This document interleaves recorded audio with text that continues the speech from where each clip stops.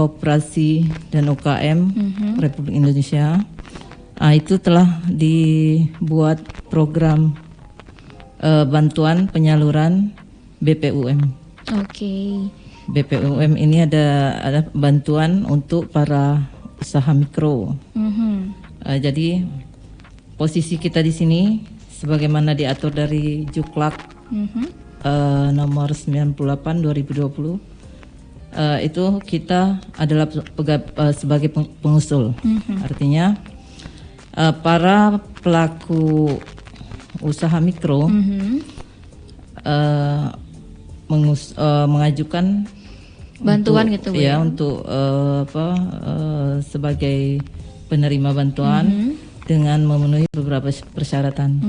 Mungkin dengan adanya bantuan ini diharapkan bisa membantu para pelaku usaha mikro selama pandemi COVID-19 ini. Harapan kita baik, artinya memang meskipun pandemi memang tetap ada bantuan dari kementerian ya Bu ya untuk mereka di pelaku UMKM di Kota Jambi.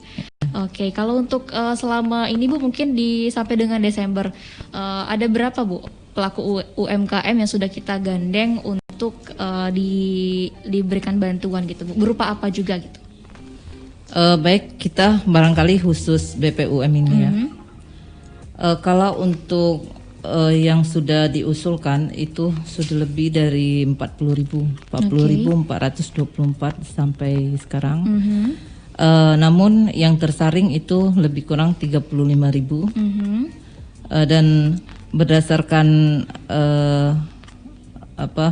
dari pihak BRI selaku penyalur, itu kita mendapatkan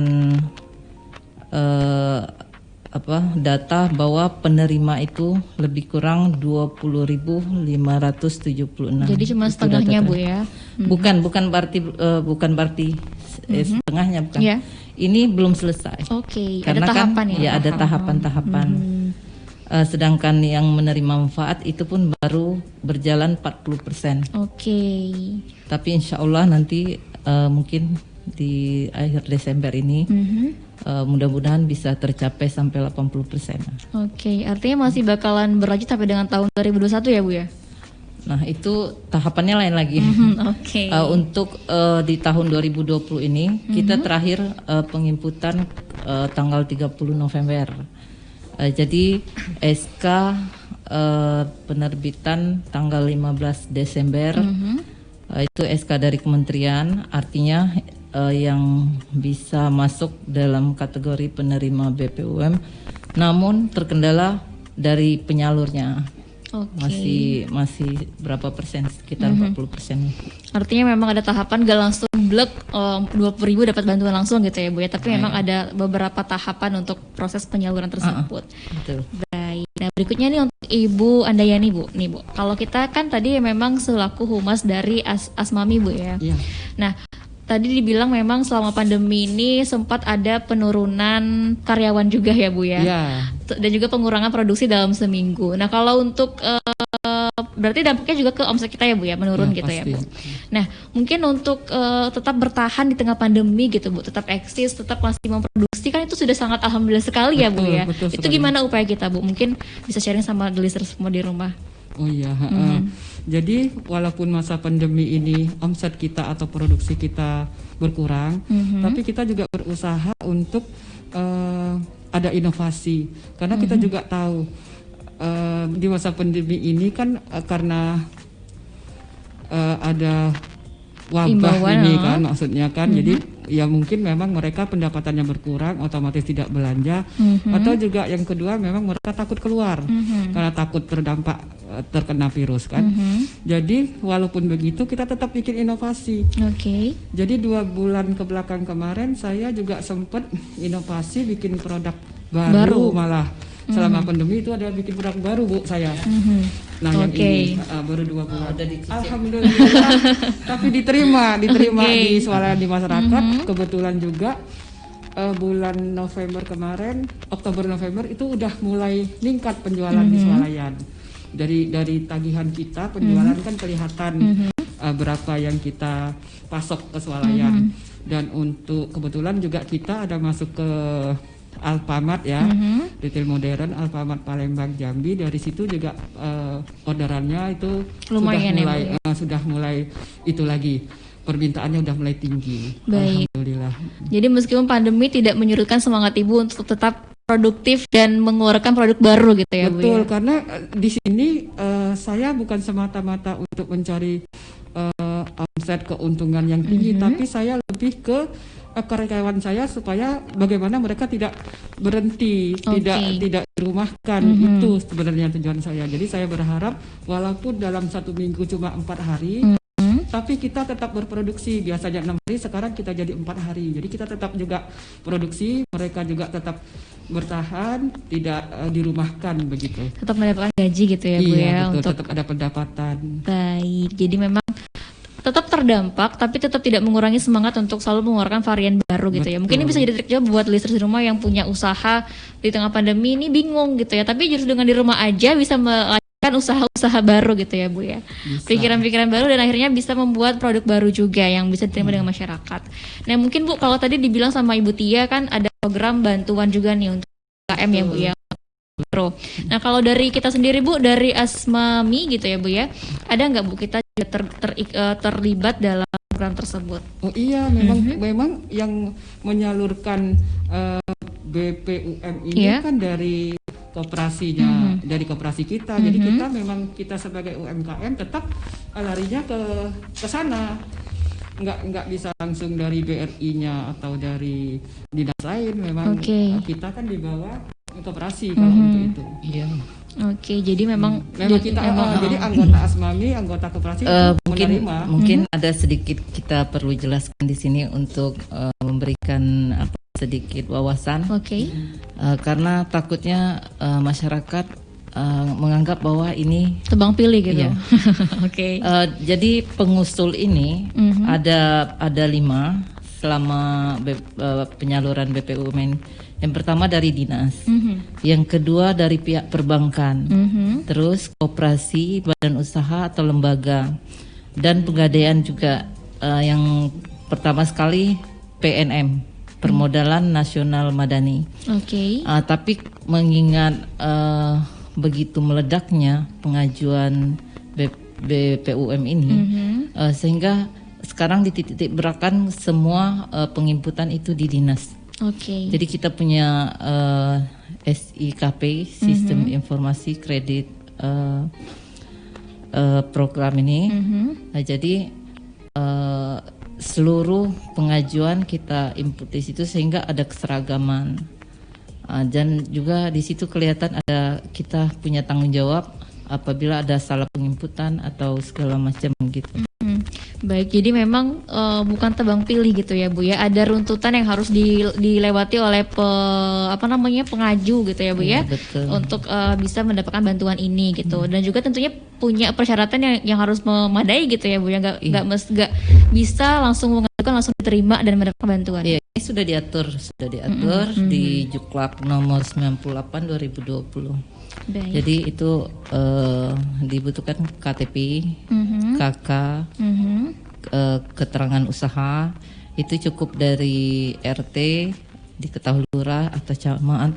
Terus lebih lengkapnya lagi dibuat surat pernyataan usaha. Artinya gimana ya?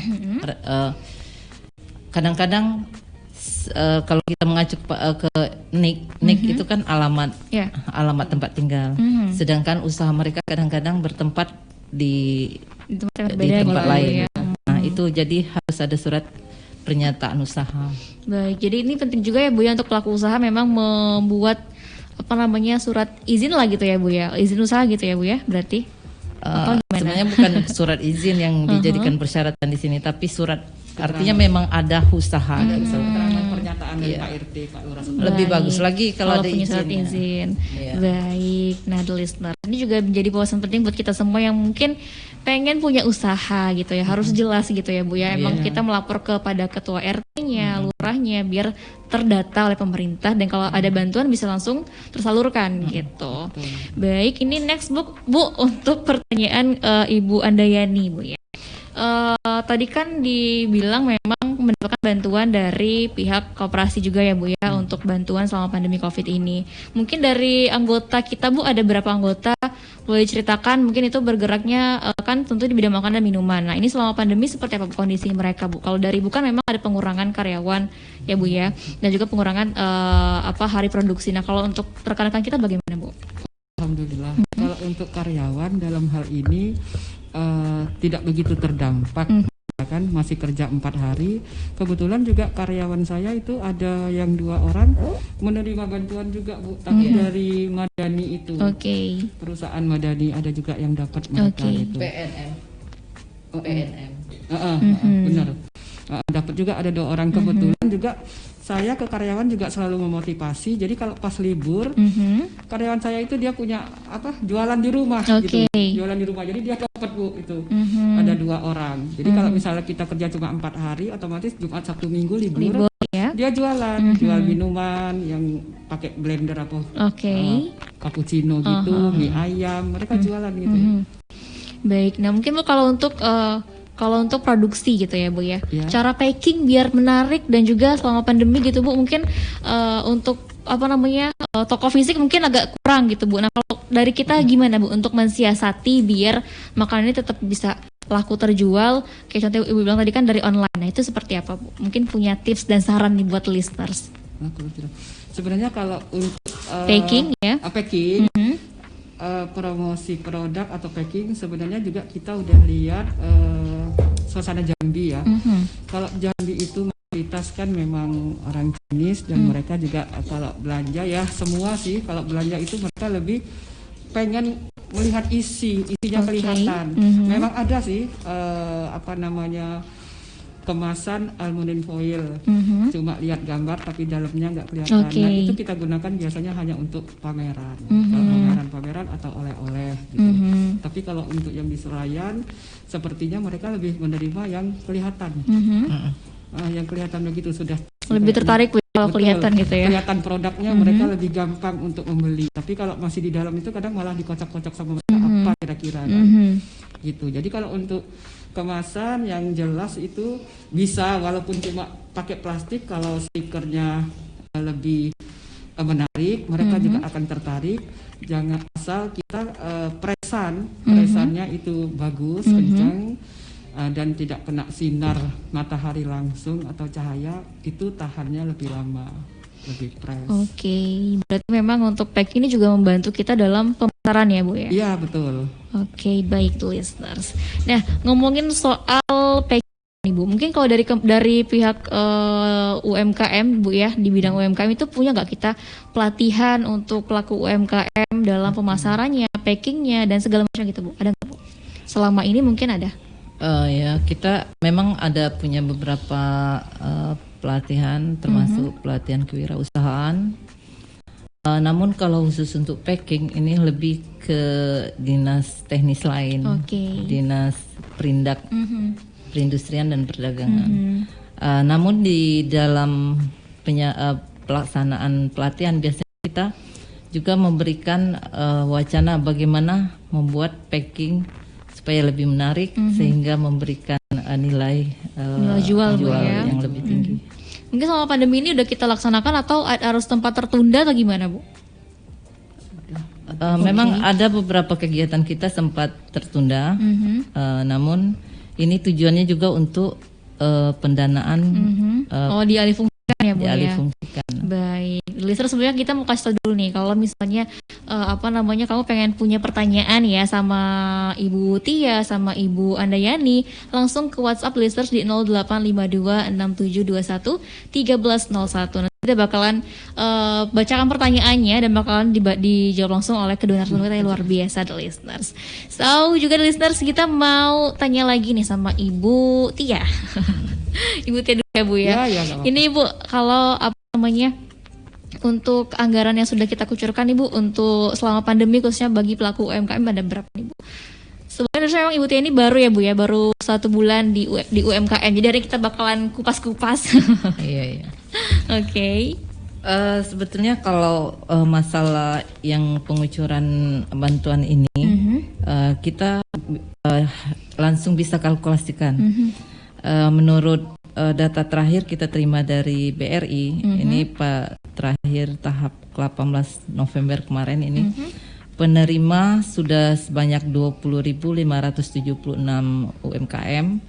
Terus pemanfaat artinya yang sudah menerima ya? Itu 8.340. Dikalikan 2.400.000. Oke. Ini bantunya yang satu kali atau gimana Bu? Nanti satu ke depan kali. Satu kali ya. Satu kali. Baik. Nah, ini kayak kita langsung ke pertanyaan aja Bu ya. Boleh dimulai sekarang pertanyaannya Ibu-ibu. Baik, ini ada pertanyaan yang pertama dari Riza Bu. Ini untuk UMKM katanya. Untuk bidang UMKM, berarti untuk Ibu Tia ya. Katanya seperti ini Bu. Berapa banyak UMKM yang tutup selama pandemi Covid? Terus ada nggak upaya membantu memasarkan produk UMKM di masa pandemi ini? Gitu. Baik, kalau masalah berapa UMKM yang tutup selama pandemik ini, memang kebetulan kalau kami ini kan datanya lebih kepada yang mendaftar ke kelurahan, ke kecamatan, artinya yang memiliki izin usaha. Kalau masalah tutupnya ini, itu memang agak kesulitan bagi kami. Karena memang tidak ada laporan ya. Mungkin untuk kedepannya nanti kita ada program pendataan. Mungkin secara rutin kita tempatkan beberapa petugas per kecamatan juga. Jadi mungkin pada saat mungkin kita bikin tahapan-tahapan per bulan atau per 2 bulan sekali kita tinjau yang tutup, terus yang masih aktif berapa. Ya. Kalau tadi Bu yang pertanyaan kedua Bu, ada nggak upaya untuk membantu UMKM ini untuk memasarkan produknya di tengah pandemi? Kalau masalah pemasaran ini kan, kalau dulu kita sering ikut dalam pameran-pameran keluar daerah, itu kan tujuannya untuk promosi produk.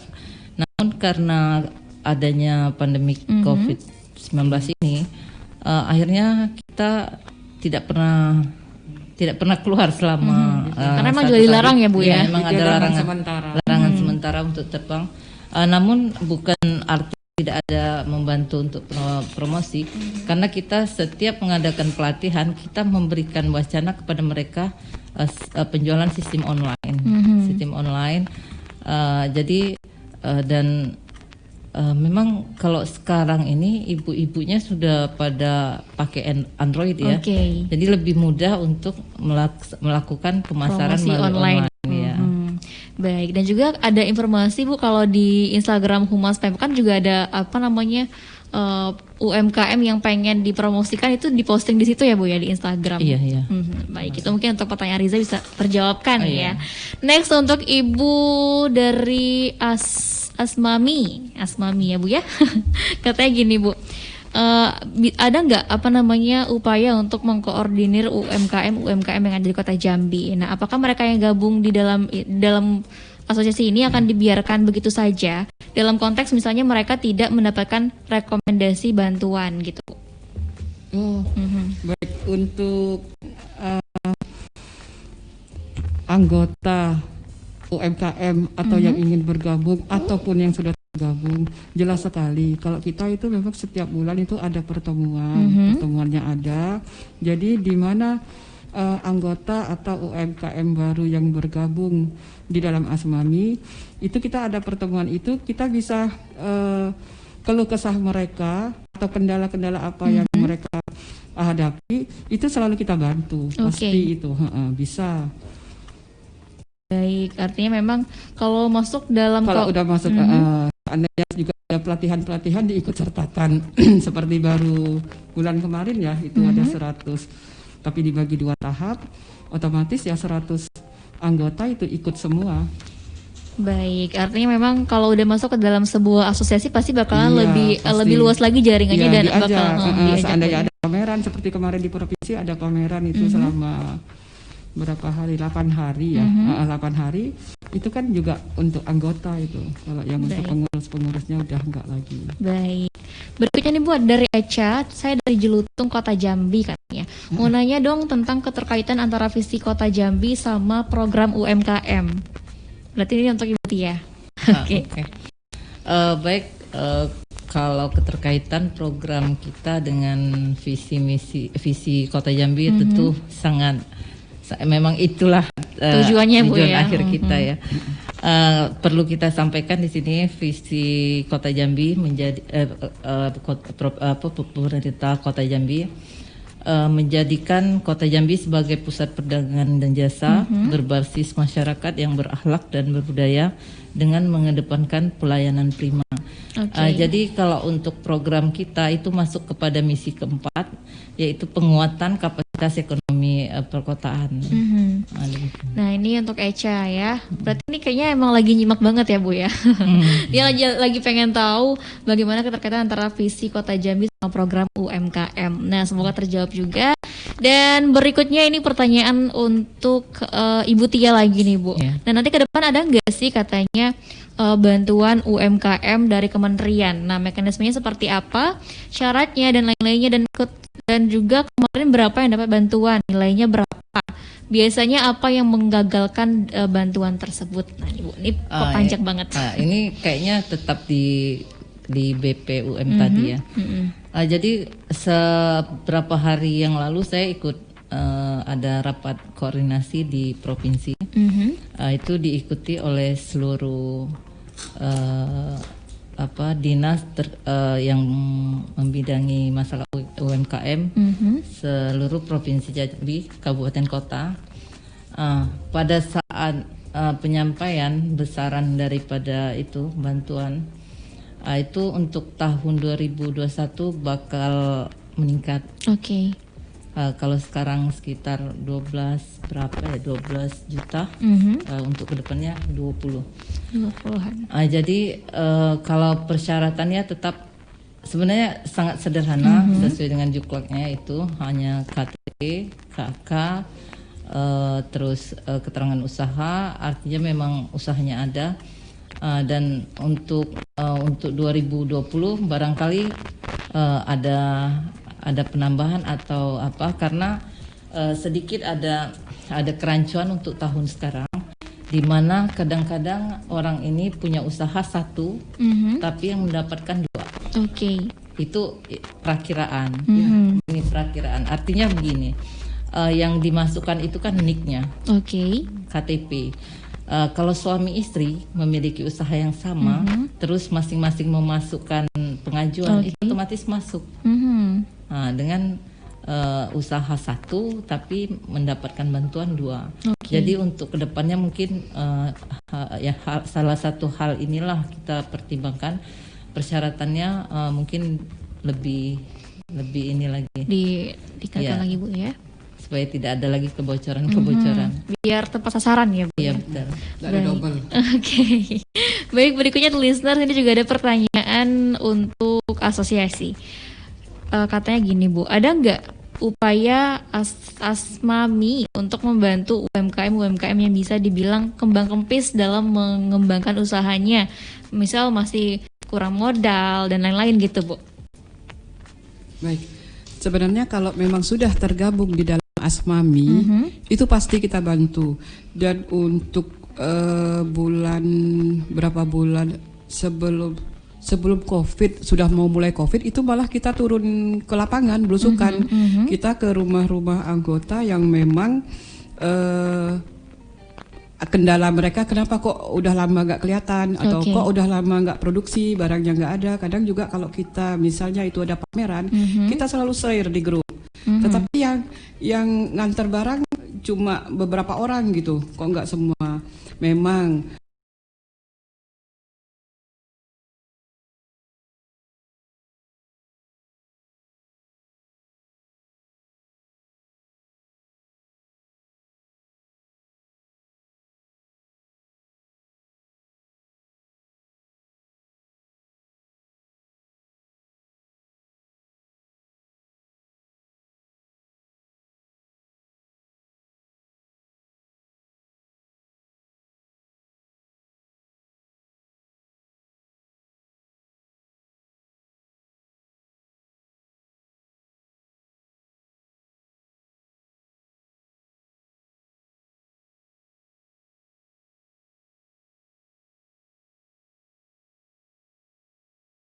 memang terdampak tapi tidak sampai tutup betul gitu ya Bu ya. Memang ada pengurangan produksi dan juga pengurangan karyawan mungkin gitu ya. Tapi kalau untuk sampai dengan tutup total itu enggak, alhamdulillahnya gitu. Maksudnya tetap produksi dan memasarkan gitu. Tapi hanya saja permintaan yang kurang. Mati suri.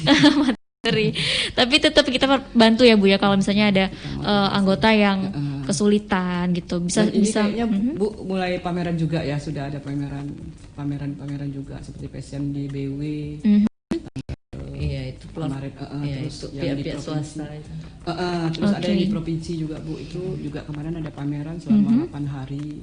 Itu kesempatan untuk pelaku UMKM juga ya Bu ya. Bukannya langsung 8 hari berturut, enggak bertahap itu. Tapi bertahap. Baik, terima kasih. Berikutnya listener juga ada pertanyaan ini untuk Ibu Tia. Untuk Ibu Tia, nah ini pertanyaan dari siapa ya? Nggak ada namanya ya Bu. Tapi dia nanya katanya, kalau bantuan COVID kemarin nih Bu untuk UMKM sudah tepat sasaran nggak? Terus gimana pengawasan dan juga pemberian bantuan itu? Dan kalau misalnya UMKM ini tidak aktif, bagaimana Bu? Digunakan untuk apa aja nantinya? Ini ada nggak kita pemantauan seperti itu? Baik, betul sekali itu kita ada monitoring itu. Jadi selama pemberian bantuan ini kita sudah 2 kali melakukan pemantauan. Pertama bersama pihak dari BPKP. Terus yang kedua dari Deputi Kementerian. Jadi kita mendampingi dengan beserta dari Dinas Koperasi dan UKM Provinsi. Mendampingi ke lapangan, kita mengantar sesuai dengan sampling, tidak bisa seluruhnya. Jadi kita pilih dalam 1 hari itu beberapa UMKM beberapa UMKM dan memang selama yang kita temui itu memang layak mendapatkan, betul-betul layak, dan peruntukannya juga alhamdulillah kayaknya memang betul-betul bermanfaat. Namun kita tidak bisa menutup mata juga karena kadang-kadang ada usaha yang seperti ojek, seperti contohnya ojek ya. Tapi bukan ojek online dalam hal ini, ojek pribadi. Mereka agak vakum karena sepi gitu kan. Akhirnya digunakan untuk kebutuhan sehari-hari. Nah itu. Tapi kita tidak bisa menyalahkan karena tujuan bantuan itu memang untuk meringankan beban masyarakat mereka ya, karena adanya dampak ini tadi. Baik, jadi memang kalau untuk kita monitor ya Bu ya. Monitor. Dan juga jadi bahan evaluasi ke depannya Bu ya kalau misalnya ada bantuan-bantuan lagi. Ya, bahkan beberapa hari yang lalu kami juga membuat sampling khusus dinas ya. Kita ambil 40 penerima UMKM, terus kita data berapa jumlah yang sudah mereka tarik, terus keperluannya apa aja itu sudah kita buat. Dan mungkin beberapa hari ini bisa kita rangkum buat kesimpulan sebagai hasil evaluasi kami. Baik, jadi memang mereka yang dapat ini nggak perlu ngelapor gitu ya Bu ya, diperuntukkan untuk apa, nggak perlu ya Bu ya? Atau gimana? Tidak ada kewajiban. Tetapi biasanya memang pelaku usahanya pasti itu untuk menambah untuk usaha yang jelas tuh pasti untuk menambah usaha. Iya, baik. Jadi untuk yang bertanya nih, semoga terbantukan dengan jawaban-jawabannya ya Bu ya. Mungkin ada pertanyaan lagi listeners, masih kita tungguin di 085267211301. Nah, ini ada juga pertanyaan Bu masih dari no name. Untuk Ibu Tia katanya Bu, selama ini ada berapa sih UMKM yang terdata oleh kita di Kota Jambi? Terus bagaimana juga syaratnya biar bisa UMKM ini terdaftar di dinas gitu?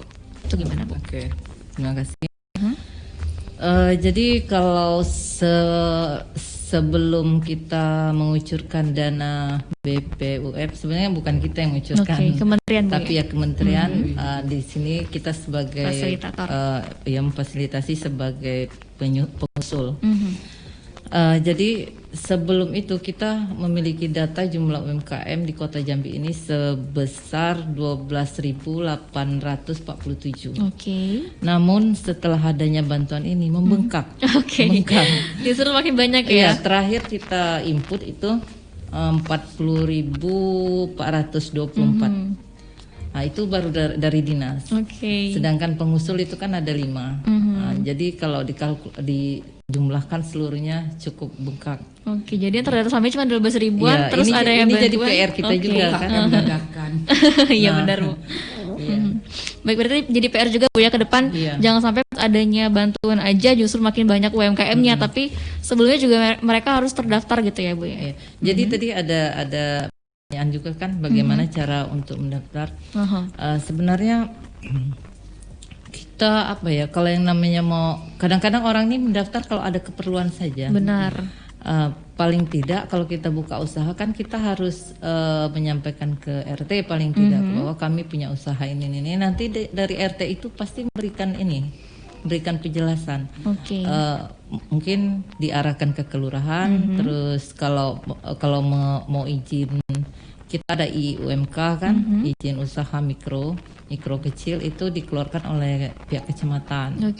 Nanti itu setiap bulan direkap, dikirim ke kita sebagai dinas teknisnya. Demikian ya. Baik, jadi sangat mudah sekali. Yang jelas kita melapor dulu ke RT Bu ya, karena RT kan juga perpanjangan tangan lah Bu ya untuk pemerintah ke masyarakat.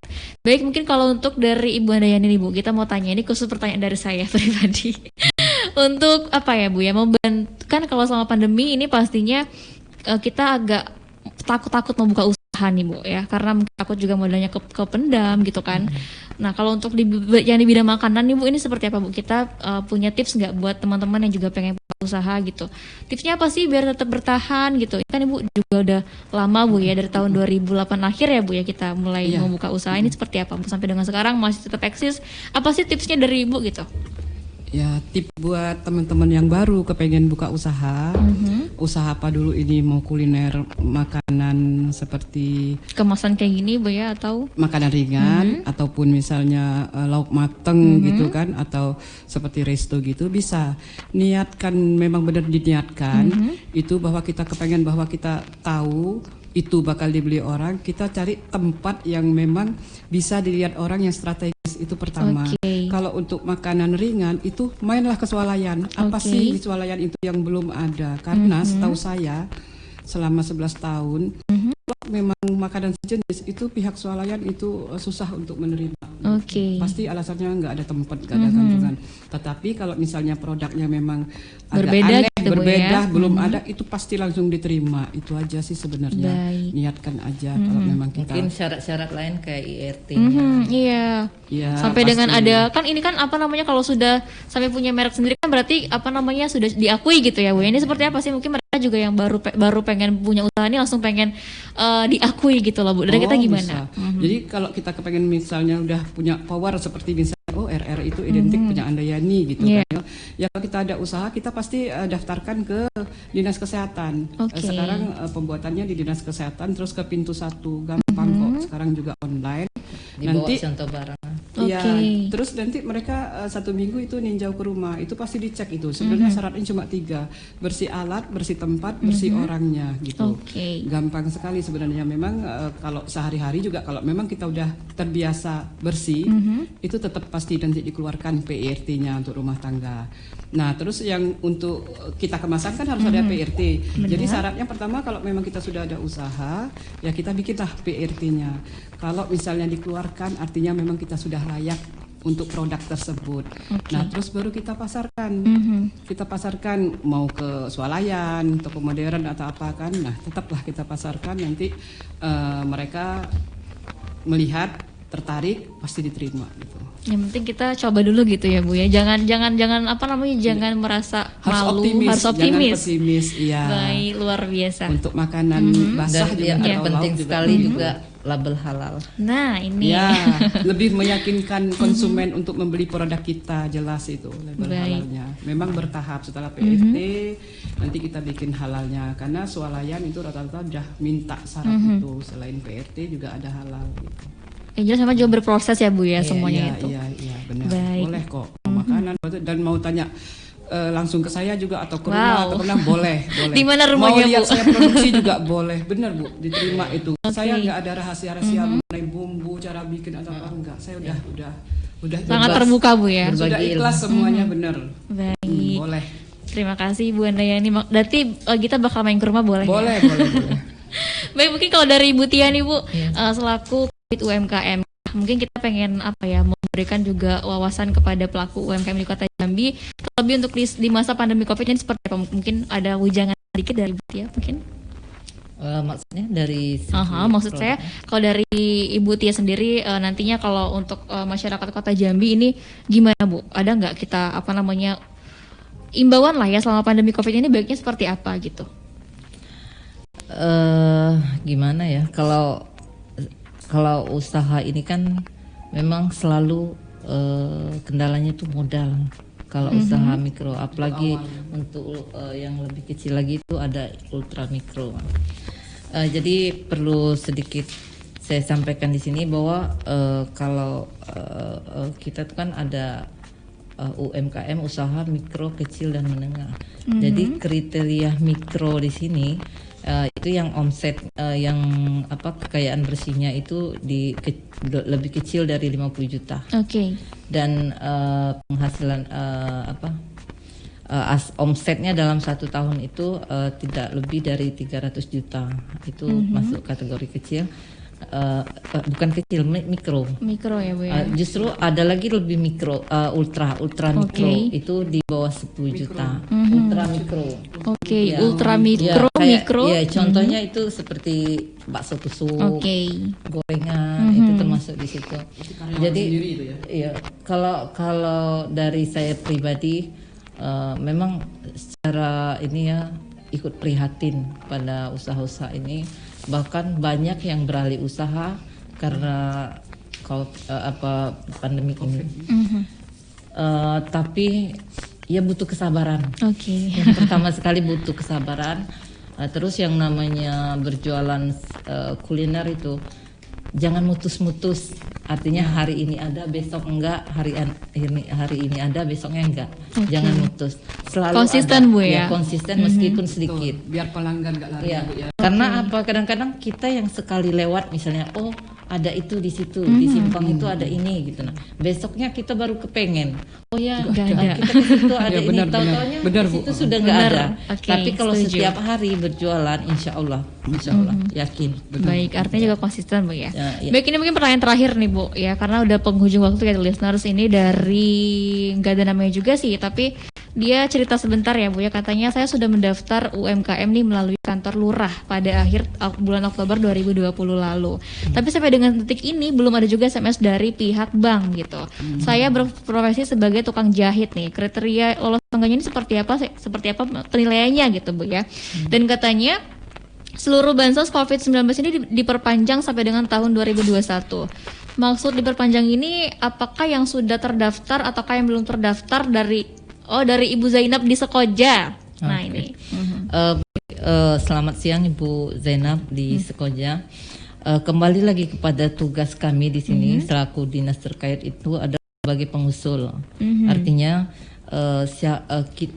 kami cuma berhak untuk mengusulkan. Terus penentunya siapa yang yang memenuhi kriteria atau enggak, ada lagi tahapannya. Jadi kalau BPKP itu meng-cleansing data kami, baru kita kirim ke kementerian, dibuat SK, di situ pun ada lagi saringannya, disaring lagi mana yang dapat, mana yang enggak. Jadi kalau lebih gampangnya tidak perlu menunggu SMS dari BRI. Kalau awal-awalnya memang ada SMS, tapi karena sekian ribu orang sehingga agak kesulitan bagi pihak perbankan sebagai penyalur. Jadi cukup membuka link from BRI. Nanti di situ ada informasinya apakah Anda termasuk penerima BPUM atau enggak. Kalau memang sebagai penerima itu langsung dikasih rekeningnya. Ada rekening. Baik. Jadi memang nggak perlu nunggu SMS lagi Bu ya, cukup diklik aja e-from BRI. E-from, masukkan nicknya, nomor induk KTP itu langsung terbalas. Jadi kalau masalah kemungkinan ada perpanjangan di 2021 sebenarnya itu bukan perpanjangan sih. Tapi memang program ini dibuat lagi tahapan tahun anggaran 2021 itu insya Allah kalau iya. Tapi syukur-syukur COVID-nya lari. Amin. Jadi tidak ada lagi yang menyangkut dengan COVID. Kalau ada untuk 2021 itu memang kita lebih kita utamakan yang sudah terdaftar, yang sudah kita masukkan, tapi belum sempat menerima ya. Iya. Baik, jadi kepastian ada atau enggaknya itu belum tahu juga ya Bu ya, tapi semoga COVID-nya nggak ada lagi kalau gitu COVID ya. nggak ada ya nggak ada lagi. Tapi semoga ada bantuan lainnya ya Bu ya, tentunya bisa, untuk UMKM di Kota Jambi. Mudah-mudahan. Nah, kalaupun masih ada bantuan ini, yang kita utamakan yang sudah terdaftar tapi belum mendapatkan bantuan gitu ya Bu ya. Nah, ini semoga terjawab ya Ibu Zainab, dan juga semoga cepat dapat pencerahan gitu ya dari kita hari ini, dan juga dapat langsung notif kalau Ibu sebagai penerima juga gitu. Amin. Dan mungkin dari penghujung waktu ya Bu ya, kita udah cukup panjang sharing pada siang hari ini. Mungkin kita pengen minta closing statement boleh ya dari Ibu dua ibu yang cantik ini gitu, sudah di hari Ibu, terus juga untuk sharing mengenai UMKM gitu. Mungkin dari Ibu Tia dulu boleh? Closing statement aja Bu. Maksudnya? Closing statement aja Bu. Mungkin juga imbau buat masyarakat yang sedang di tengah pandemi ini gitu. Jangan lupa 3M-nya Kak atau gimana? Oke. Baik, untuk seluruh pemirsa, terima kasih sudah mendengarkan acara kita di siang hari ini. Mudah-mudahan memberikan manfaat bagi kita semua. Dan doa yang terbaik saya pribadi panjatkan semoga COVID-nya lari dan Amin. tidak ada lagi, sehingga seluruh usaha yang pelaku usaha atau usaha yang sudah yang ada terkendala dengan COVID tidak bisa pulih Bu ya. Bisa pulih lagi dan perekonomian kita bisa lebih baik lagi. Dan terakhir saya ucapkan mohon maaf atas segala kekeliruan. Saya Eri, billahi taufiq wal hidayah. Wassalamualaikum warahmatullahi wabarakatuh. Waalaikumsalam warahmatullahi wabarakatuh. Baik, kalau Ibu Andayani Bu mungkin ada pesan dan kesan untuk seluruh anggota Asmami juga, atau mungkin juga pelaku UMKM di luar sana Bu. Oh ya. Baik, terima kasih buat ibu-ibu yang telah mendengarkan acara kita, dan saya juga mengajak semua ibu-ibu, sahabat, teman-teman yang ingin bergabung ke dalam Asmami, itu Asosiasi Makanan Minuman Kota Jambi, boleh mendaftar ke kita, atau nanti boleh langsung hubungin saya juga bisa, ketua kita juga bisa, pengurus-pengurus yang lain juga bisa, nanti kita kasihkan nomornya agar kita sama-sama bisa berkembang ya Bu. Berkembang dan bisa mendapat pendapatan atau penghasilan buat membantu keluarga. Boleh bergabung di kita. Jadi buat ibu-ibu semua, bila ingin punya usaha atau baru mau mulai, atau ingin yang sudah ada usaha belum bergabung, boleh bergabung di kita. Kita dengan senang hati bisa menerima dan kita bisa bermanfaat untuk semua orang banyak. Baik. Oke, terima kasih ibu-ibu. Selamat telah mendengarkan acara kita ini. Saya akhiri. Wabillahi taufiq wal hidayah. Wassalamualaikum warahmatullahi wabarakatuh. Waalaikumsalam. Luar biasa listeners ya, sudah didampingi juga bisa sharing sama dua ibu yang cantik-cantik yang luar biasa sekali, sudah menjawab pertanyaan dari listener. Semoga bermanfaat tentunya, dan tetap semangat aja untuk berkegiatan, beraktivitas, dan juga berwirausaha Bu ya di tengah pandemi COVID-19. Semoga cepat berlalu semuanya ini dan bisa kembali pulih normal lagi. Jangan lupa untuk selalu 3M ya Bu ya, pakai maskernya, jaga jaraknya, dan juga selalu cuci tangan dengan air yang mengalir tentunya listener. So akhirnya dari kawasan Jalan Patimuran nomor 35D Jambi, kita pamit dulu. Assalamualaikum warahmatullahi wabarakatuh. See you, bye-bye listeners. You're listening